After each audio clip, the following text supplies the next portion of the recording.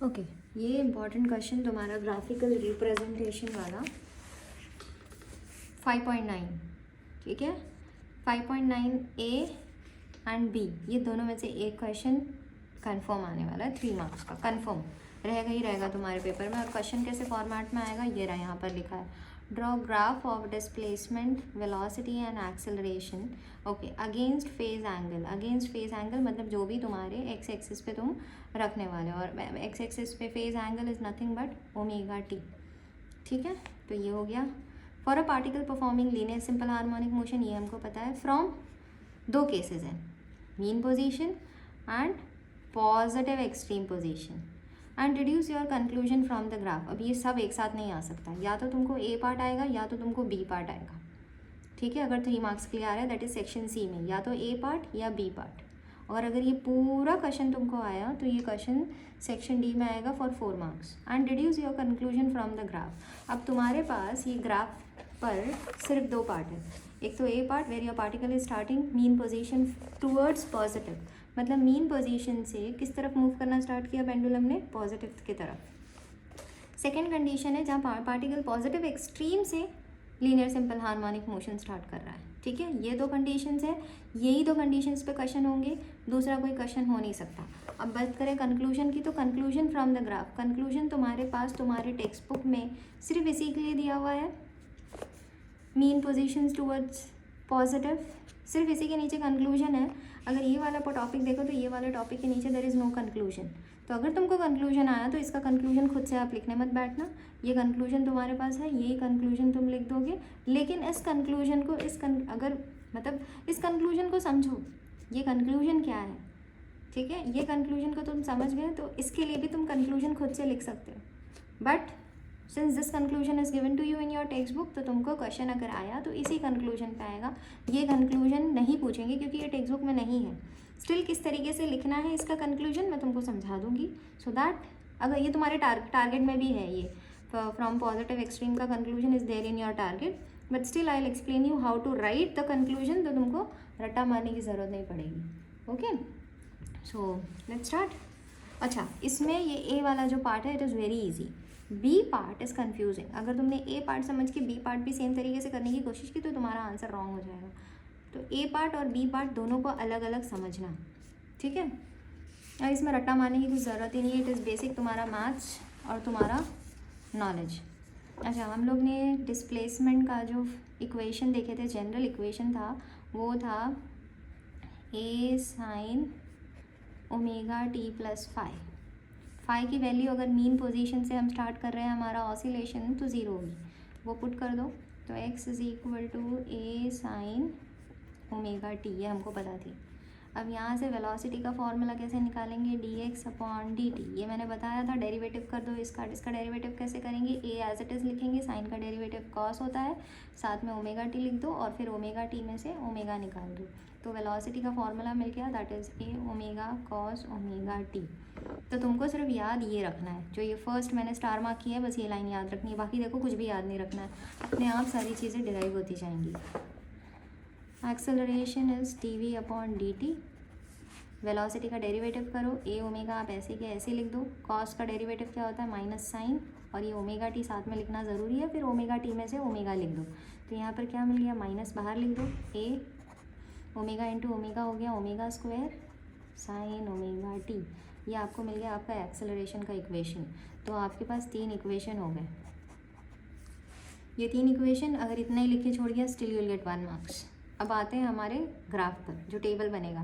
तो एक है डिस्प्लेसमेंट का, एक है वेलोसिटी का और तीसरा है एक्सेलरेशन का, ठीक है। अब उसके बाद में तुम्हारे अगर टेक्स्ट बुक में आप देखो तो थीटा के टर्म्स में बात हो रही है और फिर टाइम के टर्म्स में बात हो रही है। तो पहले थीटा किस तरीके से लिखना है, थीटा अपना एंगल कैसे होता है, पहले 0 होता है, फिर 90 होता है, फिर 180 और फिर 270 एंड देन 360।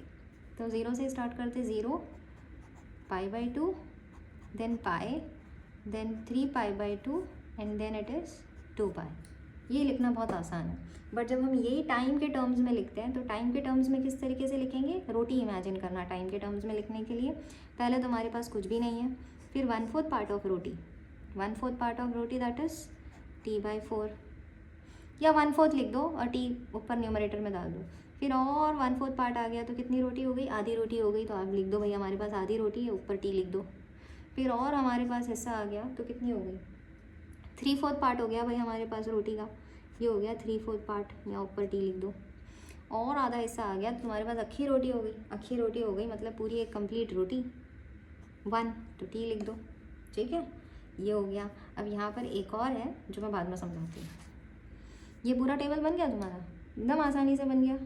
अब यहाँ पर एक और कॉलम है, दैट इज़ 3π/2 के बाद 2π, और 2π के बाद में अगर वापस से और मतलब जैसे यहाँ आए तो हमारा 2π हो गया, 2π के बाद उसमें और 90 ऐड किया तो कितना हो जाएगा 5π/2। देखो 2π मतलब 360, 360 में और 90 ऐड कर दिया तो कैसे, यहाँ नीचे 2 से मल्टीप्लाई कर दो, यहाँ 2 से मल्टीप्लाई कर दो, डिनोमिनेटर सेम हो गया, एक बार लिखेंगे तो ये क्या हो गया 2 2 ज़ा 4, 4π + 5 मतलब 4π + π 5π/2, समझे। तो यहाँ पर एक एक्स्ट्रा आएगा 5π/2, और यहाँ पर अगर एक रोटी के बाद और एक और चौथा हिस्सा आ जाए, मतलब एक अक्खी रोटी और किसी ने रहम खा के तुमको क्वार्टर हिस्सा दे दिया रोटी का, तो क्या होगा, तो ये हो जाएगा 5d/4, समझे। तो ये याद रखना है हमको, बस ये कॉलम थोड़ा सा डिफ़िकल्ट हो जाता है। तो ये 5π/2 कैसे आया, आपने पूरा 2π कंप्लीट किया, जैसे यहाँ से 0 90 that is π/2, pi 3π/2, 2π + π/2 will give you 5π/2, मतलब एक अक्खी रोटी और फिर से क्वार्टर हिस्सा, तो क्या हो गया 5/4 5t/4। So just remember this part, rest everything is easy to remember. Okay, now next what, ये अगर रॉन्ग लिखा तो ग्राफ रॉन्ग हो जाएगा।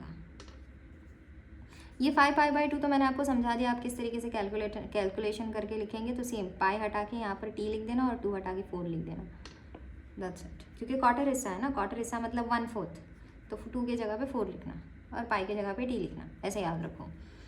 अब x, अब यहाँ थीटा की वैल्यू तुम्हारे पास है, theta is nothing but omega T.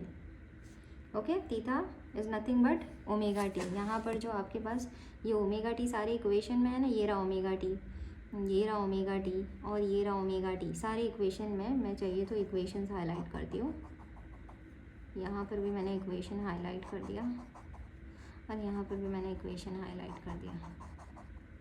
Okay, theta is nothing but omega t, remember. Actually theta पूरा है, मतलब theta is this omega t + phi, but since phi is equal to 0, so what is theta now, now theta is omega t for you. Okay, हमारे पास theta की value, time रहने दो side में, theta पे फोकस करो। What is theta, theta is 0। यहाँ पर अगर साइन 0 इज़ 0, देखो यहाँ पर ओमेगा टी की जगह पे 0 पुट करो, साइन 0 0, 0 × a 0, तो यहाँ तुमको मिल गया 0। अब यहाँ पर sine π/2 that is sine 90, sine 90 is 1, 1 × a is a, यहाँ मिल गया a। अब रेस्ट सारा सेम हो गया, a नंदो 0 a, फिर आप 0 लिखेंगे, a नहीं लिखेंगे, -a लिखेंगे, फिर आप 0 लिखेंगे, इस बार पॉजिटिव a लिखेंगे, इस तरीके से जाना है। मिल गया x का पूरा कॉलम, मतलब रो। अब वेलोसिटी पे आते हैं, वेलोसिटी पे again substitute 0 at place of omega t, that is theta, cos 0 is 1, तो क्या मिल गया a ओमेगा, दैट्स इट, ख़त्म। a ओमेगा मिल गया, यहाँ आप 0 लिखो, फिर -a ओमेगा लिखो, फिर 0 लिखो, फिर अब पॉजिटिव a ओमेगा लिखो और 0 लिखो, ईजी। अब यहाँ पर एक्सेलरेशन पे आते हैं, 0 पुट करो, ये 0 यहाँ पुट करो, साइन 0 इज़ 0, तो ये पूरा टर्म क्या हो गया 0। साइन 90, साइन 90 क्या मिलेगा आपको, साइन 90 आपको मिलेगा 1, तो 1 × this value will give you this value, that is -a omega square, that's it. एक बार वैल्यू मिल गई, फिर उसके बाद में आपको कंटिन्यू करना है, value 0, again write the value but opposite, negative value मिला तो positive value, then 0, then value, but यहाँ पॉजिटिव लिखा तो यहाँ नेगेटिव। ये बन गया आपका table. Till here if you do you'll get 2 marks. Now it is graph. Now for graph, how you will draw the graph, और मैं बार बार पेज टर्न करूँ, ये ले लेती हूँ, so that wait I'll take a book so that it becomes easy for you to see. हम लोग यहाँ बनाते हैं। और आप ग्राफ किस तरीके से बनाएंगे, अच्छे से स्केल पेंसिल यूज़ करके बनाएंगे। नाउ एक स्ट्रेट लाइन बना देना अच्छी लंबी, और यहाँ पर 1 2 3 ड्रॉ द लाइन, 1 2 3 ओके। ये हो गया 3 लाइन ऊपर 3 लाइन नीचे, ये आपकी हो गई डिस्प्लेसमेंट के लिए। सेम 1 2 3 3 लाइन और ये नीचे 3 लाइन, ये हो गई आपकी वेलोसिटी के लिए। मैं लिख देती हूँ, यहाँ पर हम करेंगे हमारा डिस्प्लेसमेंट का काम, यहाँ पर हम करेंगे हमारा वेलोसिटी का काम, और यहाँ पर अभी वापस से 3 लाइन लिया। Same I draw the line 1 2 3। I would have used pencil and scale but फिर वो दिखेगा नहीं। फिर 3 लाइन नीचे, यू स्टॉप ओवर हियर। ये आपका हो गया एक्सेलरेशन। Is it clear? अब हम मार्क करते हैं। यहाँ पर हम मार्क करेंगे हमारा 0। अब जब एंगल मार्क करेंगे हम टाइम के टर्म्स में मार्क करेंगे, इसीलिए हमने टाइम लिखा। तो अब थीटा का काम ख़त्म हुआ, थीटा की मदद से हमने वैल्यूज़ लिखी, अब टाइम मार्क करेंगे। 0 t/4, then it is t/2, then it is 3t/4, then it is t, and this is 5t/4। ये वैल्यूज़ मिल गई। ये वैल्यूज़ वापस से मार्क करने की ज़रूरत नहीं है, ये सारी वैल्यूज़ के लिए you can draw a line. मैं कोई दूसरा पेन ले लूँ, क्योंकि पेंसिल ले लेती हूँ बिकॉज फिर वो स्प्रेड हो जाता है मेरा pen. I am not using any scale और एनीथिंग, बट तुमको स्केल यूज़ करना है ओके। अभी मुझे स्केल पता नहीं कहाँ रखी हुई है, मुझे ढूंढनी पड़ेगी। ये हो गया, मुझे जैसे रैंडम रिक्वेस्ट आ जाती है मैं वो बना रही हूँ बैठ के। मुझे रिक्वेस्ट है कि मुझे ग्राफिकल रिप्रेजेंटेशन समझना है, तो मैं बना के बता रही हूँ। ये मैंने सबके लिए कॉमन लाइंस बना दी। बन गई सब पूरे ग्राफ के लिए लाइन। आप भी पेंसिल यूज़ करके कर सकते हैं। अब मैं यहाँ पर भी मार्किंग कर दूँगी। सेम मार्किंग मिल गई ना मुझे, सेम लाइन पे इजी हो गया मेरे लिए। t/2 3t/4, और अच्छी शार्प पेंसिल यूज़ करके करना ये काम आप लोग। 5t/4, अब यहाँ पर भी हम सेम लेंगे t/4 t/2, this will give you 3 marks okay. 3t/4 और ये t और 5t/4, ऐसे सब क्वेश्चन आते तो बड़े खुश हो जाना चाहिए। यहाँ पर हम अपना लिख देंगे कि भाई हमने एक्स एक्सेस पे हमारा टाइम प्लॉट किया है, which is nothing but we are talking in terms of phase angle, क्योंकि theta is your phase angle. Phase angle के को मद्देनज़र रखते हुए ही, या कंसिडरिंग फेज एंगल, हमने टाइम लिखा है। तो हमने यहाँ टाइम एक्स एक्सेस पे टाइम प्लॉट कर दिया। डजेंट मैटर्स, ये मेंशन करना ज़रूरी है कि तुम्हारे एक्स एक्सेस पे क्या है, वाई एक्सेस पे क्या है ओके। नाउ यहाँ पर हमको डिस्प्लेसमेंट मतलब एक्स ओके। तो एक्स के लिए हमारी वैल्यूज़ कहाँ से कहाँ तक जा रही है, देखो पॉजिटिव वाई एक्सेस पे पॉजिटिव ए और नेगेटिव ए, मतलब ये हमारी वैल्यूज़ है, पॉजिटिव और नेगेटिव है। तो ये 2 लाइन के ऊपर आप मार्क करेंगे कि दिस इज़ योर पॉजिटिव ए, और ये 2 लाइन छोड़ के आप मार्क करेंगे कि this is your negative A. Similarly velocity के लिए आपकी 2 वैल्यूज़ कौन सी है, ओ ए ओमेगा पॉजिटिव, नेगेटिव ए ओमेगा। तो यहाँ पर आप ऊपर 2 लाइन पे मार्क करेंगे कि भाई this is my positive A omega, और यहाँ पर this is my negative A omega. यहाँ पर हमको मिल रहा है पॉजिटिव ए ओमेगा स्क्वायर, और यहाँ पर मिल रहा है नेगेटिव ए ओमेगा स्क्वायर। समझा? इसलिए हमने 3 लाइन ली थी okay. Now let's start drawing the graph. See for time 0 x is 0 okay, मतलब ये वाला coordinate. For time t/4 value क्या है, positive a. For time t/4 value क्या है, positive a. For time t/2 value क्या है, 0, तो मतलब यहीं पर। For time 3t/4 value is negative a, मतलब यहाँ पर। अब हमको समझ गया, नेक्स्ट की वैल्यू यहीं पर होगी, फिर नेक्स्ट की वैल्यू पॉजिटिव में होगी। अब जब ड्रॉ करते हैं ना बॉयज़, क्या करते हैं, ऐसे ट्राइंगल ड्रॉ कर देते हैं, दैट इज़ रॉन्ग। हमको ऐसे सेमी सर्कल बनाना है। और यहाँ पर से भी एक सेमी सर्कल ले जाके छोड़ देना है। ये आपका बन गया साइन का ग्राफ ओके। अब यहाँ पर वेलोसिटी, आपको बहुत सारी यूट्यूब पे शॉर्टकट मिलेंगे, but do not follow any of the shortcut, wrong हो जाएगा। जो इधर मैं बता रही हूँ वही करो, only then you will draw it correctly. अब v के लिए 0 पे क्या है, ए ओमेगा, मतलब कहाँ पर प्लॉट करना है, यहाँ पर ए ओमेगा। देन t/4 के लिए इट इज़ 0, मतलब यहाँ पर ये लाइन t/2 के लिए माइनस ए ओमेगा, t/2 के लिए माइनस ए ओमेगा, बस मिल गया। 3t/4 के लिए ऑफकोर्स ये इधर ही होगा। फिर उसके बाद नीचे जाएंगे या ऊपर जाएंगे, यहाँ आने के बाद ऊपर जाएंगे, क्योंकि नीचे से ऊपर गए ना, तो अभी यहाँ पर ऊपर t के लिए हम लोग ए ओमेगा की वैल्यू मिलेगी। 5t/4 के लिए भी ऊपर से यहीं पर डॉट बनेगा। ठीक है, बहुत बार ऐसे करने में भी मिस्टेक हो जाती है, तो आप यहाँ पर जो वैल्यूज़ है वो वैल्यूज़ देख के प्लॉट कर लो। इतनी मेहनत की है, अब यहाँ पर भी स्ट्रेट लाइन नहीं ड्रॉ करेंगे, कर्व जाना चाहिए।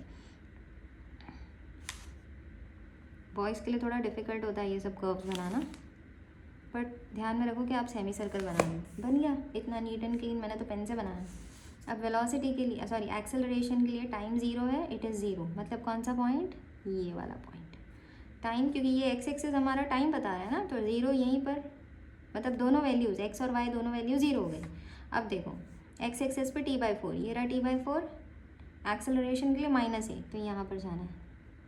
t/2 के लिए इट इज़ 0, 3t/4 के लिए इट इज़ पॉजिटिव, फिर 0, फिर माइनस। अब आप ज्वाइन कर दो।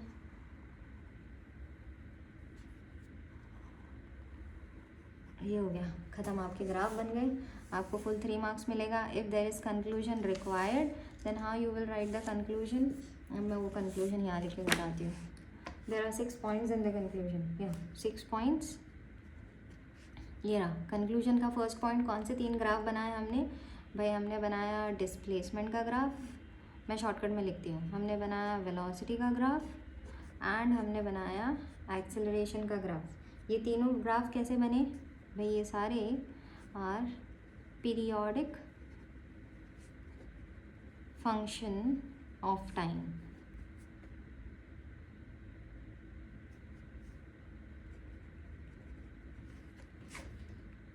ये इम्पॉर्टेंट है, बाकी के क्या बीच में लिखा है SHM ये वो नथिंग इज़ इम्पॉर्टेंट, ये लिखना है। Displacement, velocity and acceleration are periodic function of time. Periodic function मतलब ये according to time they are performing periodic motion. कैसे पीरियोडिक? देखो जैसे 0 से स्टार्ट करके वो पॉजिटिव पे गया तो नेक्स्ट वो 0 पे आ रहा है, फिर नेक्स्ट 0 से वो नेगेटिव पे गया, फिर नेगेटिव के बाद it is not directly going to positive, it is following the it is following the motion। मतलब एक प्रॉपर अगर आप रिपीट करो, अभी जैसे इसके बाद ये टाइम t हो गया 2π, यहाँ पर ख़त्म हो गया। 2π के बाद अगर आप ग्राफ बनाओगे तो सेम डिज़ाइन का ग्राफ बनेगा, सेम इस तरीके का ही ग्राफ बनेगा। जैसे अगर मैं ग्राफ कंटिन्यू करूँ तो सेम पैटर्न का ग्राफ बनेगा ना। ये लुक, ये साइड कुछ ऐसा एस दिख रहा है, ये साइड पे कुछ ऐसा एस दिख रहा है, तो ये ऐसे रिपीट कर रहा है। Again after this time it will repeat the same pattern. Similarly यहाँ पर भी same pattern is going to get repeated. यहाँ पर आप देखो ऐसा बड़ा यू बना, तो अगर मैं यहाँ से रिपीट करूँ तो यहाँ पर से एक बड़ा यू फिर बनेगा, दिख रहा है ऐसे 2 यूज।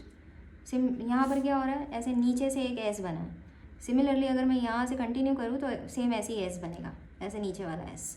इसको बोलते हैं पीरियोडिक फंक्शन ऑफ टाइम। एक पर्टिकुलर टाइम इंटरवल के बाद में सेम ग्राफ रिपीट हो रहा है, सेम डिज़ाइन रिपीट हो रहा है। ठीक है, ये फर्स्ट पॉइंट हो गया। सेकंड पॉइंट के लिए हम लोग क्या देख रहे हैं? ओके, अब जब ये ऐसे एस बनता है ना तो उसको बोलते हैं साइन कर्व, और ये जब ऐसे यू बनता है, ये ऐसे यू गड्ढे जैसा, ठीक है, भले ही ऐसे ऐसे गड्ढे जैसा बने या माउंटेन जैसा बने, इसको बोलते हैं कोसाइन कर्व। तो यहाँ पर एस कौन बना रहा है? एक तो ये देखो एस बना है डिस्प्लेसमेंट के लिए, और ये ऐसा उल्टा एस भी चलेगा। ये ऐसा उल्टा एस बना है एक्सेलरेशन के लिए, तो हम लोग बोलेंगे displacement and acceleration curves are sine curve and velocity curve is cosine curve. चलो ये भी हो गया, ये भी समझ गया होगा। थर्ड पॉइंट, अब थर्ड पॉइंट के लिए फेज डिफरेंस, 3 का फेज डिफरेंस लिखना है। पहले आप डिस्प्लेसमेंट एंड वेलोसिटी कंपेयर करेंगे, डिस्प्लेसमेंट एंड वेलोसिटी ऐसे लिख के छोड़ देना। फोर्थ में आप वेलोसिटी एंड एक्सेलरेशन कंपेयर करेंगे। फिफ्थ में आप डिस्प्लेसमेंट एंड एक्सेलरेशन कंपेयर करेंगे। ठीक है, अब जब डिस्प्लेसमेंट और वेलोसिटी आप कंपेयर कर रहे हैं तो यहाँ पर आपको या तो यहाँ से समझो या यहाँ से समझो, मैं यहाँ से समझा देती हूँ। अब सिर्फ डिस्प्लेसमेंट और वेलोसिटी जब देख रहे हैं ना, तो यहाँ पर देखो ये आपका ज़ीरो है, इसको फेज डिफरेंस बोलते हैं। व्हाट इज़ फेज डिफरेंस, मेरे दूसरे वीडियो पे आपको फेज डिफरेंस पे मिलेगा वीडियो, आप जाके समझो वहाँ पर। ये मतलब फेज डिफरेंस यहाँ पर ज़ीरो पे it is for displacement, zero पे क्या है, ज़ीरो, बट वेलोसिटी के लिए क्या है, ए ओमेगा। ठीक है, मतलब यहाँ पर नहीं समझो, शायद यहाँ समझे, क्योंकि वहाँ एक्सप्लेन करूँगी कंफ्यूज होंगे। अच्छा, ये जो आधा ग्राफ है, ये आधा ग्राफ पीछे छोड़ गया। ये आधा ग्राफ तो इन लोग ने बनाया नहीं, हमने आधे से स्टार्ट किया, तो ये डिफरेंस कितने का हो गया। यहाँ देखो, यहाँ पर ये ऑलरेडी आधा पीछे इसका कवर हो चुका है। यहाँ पर मीन, यहाँ पर इन दोनों में फेज डिफरेंस कितना हुआ है, इसका आधा कहाँ से स्टार्ट हो रहा है, यहाँ से, विच इज़ ये वैल्यू क्या है, π/2 की वैल्यू है। ठीक है, तो ये आधा ऑलरेडी इसका कवर्ड है वेलोसिटी का, वेलोसिटी ने यहाँ से स्टार्ट किया है, तो ये डिफरेंस, ये आधे का डिफरेंस है, और ये आधे का डिफरेंस π/2 का डिफरेंस है। ऐसे आप समझो। या दूसरा तरीका, इसका ज़ीरो कब रिपीट हो रहा है, देखो यहाँ ज़ीरो है डिस्प्लेसमेंट का, वेलोसिटी का ज़ीरो कहाँ पर आया है, यहाँ पर, तो कितने डिफरेंस हो गया, π/2 का। तो displacement and velocity has phase difference of π/2। अब वेलोसिटी एंड एक्सेलरेशन में फिर से देखो, डिस्प्लेसमेंट भूल जाओ, वेलोसिटी का ज़ीरो किधर आया, π/2 पे, एक्सेलरेशन का ज़ीरो यहाँ पर था ज़ीरो पे, बट वेलोसिटी का ज़ीरो कब आया, π/2 पे। तो ये डिफरेंस कितना हो गया दोनों के ज़ीरो आने में, π/2 का डिफरेंस। तो यहाँ पर भी हैज़ फेज